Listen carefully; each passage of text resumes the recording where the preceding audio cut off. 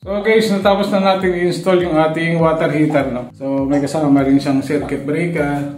And then itong saksakan na to, dati na to, no? Kasi mayroon kaming dating water heater. So mura lang natin itong nabili. Ayan nga guys, no? May power na siya. Ganito lang siya, no? Yung switch on natin yan.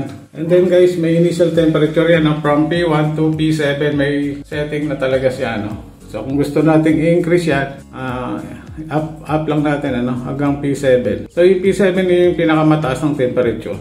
Ayan, hanggang tataas pa yan, ano. So doon lang tayo sa P1. 32 hanggang 40 yata yung temperature niya, no.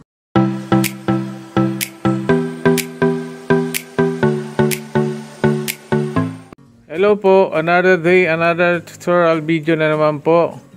So for today's tutorial video, magkakabit po tayo ng shower heater. Lumalamig na kasi ang panahon at para hindi na tayo mag-iinit ng tubig, tayo ay bumili na ng shower heater para mas mabilis na tayong makaligo. Nasira na kasi yung water heater natin kaya kailangan na nating bumili uli at sinubukan nga nating bumili online. If okay, tara i-unbox na natin ito. So guys, ito na yung ating nabiling heater, ano. So kompleto naman siya. Ito kasama yung heater. Then may circuit breaker kasama yung box. And then yung shower head. May kasama yung shower head. And then yung mga controller na iba. And then guys, mayroon siyang manual. So install na natin yung ating water heater. Tara guys. At sinukatan na natin ang paglalagyan o pagsasabitan ng ating shower heater.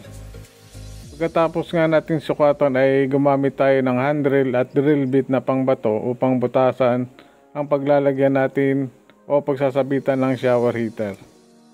Matapos nga nating ay kabit ang sabitan ng shower heater ay kakabit na natin ang shower heater. Pagkatapos nga ay ating ikinabit ang circuit breaker na kasama ng heater at sinunod na rin natin ang wiring ng shower heater na ayusin. Madali lang naman sundan kasi may manual naman, pero mas maganda kung ipakakabit natin ito sa mas nakakaalam. Guys, natapos na nga nating ikabit ang shower heater at wiring nito. So ikakabit naman natin ang water supply nito. May libre namang mga shower head and other accessories kaya kompleto na ito. So pagkatapos nga naming install ang water heater, water supply at mga wiring nito ay pwede na natin itong i-testing para malaman kung nainit ang tubig. So tara. So guys, natapos na natin i-install yung ating water heater, no? So may kasama rin siyang circuit breaker.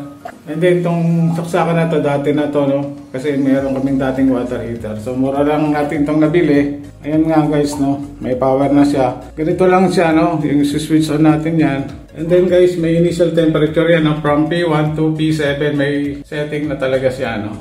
So kung gusto nating i-increase yan, up lang natin, ano, hanggang P7. So yung P7 yung pinakamataas ng temperature. Ayan, hanggang tataas pa yan, ano. So doon lang tayo sa P1. 32 hanggang 40 yata yung temperature niya, no. So I hope na may natutunan kayo sa pag-install ng ating water heater. So kung gusto nyo ring bumili, nandun dun sa description box yung ating link ng ating heater, no. So check pa natin kung maganda yung performance ng ating heater.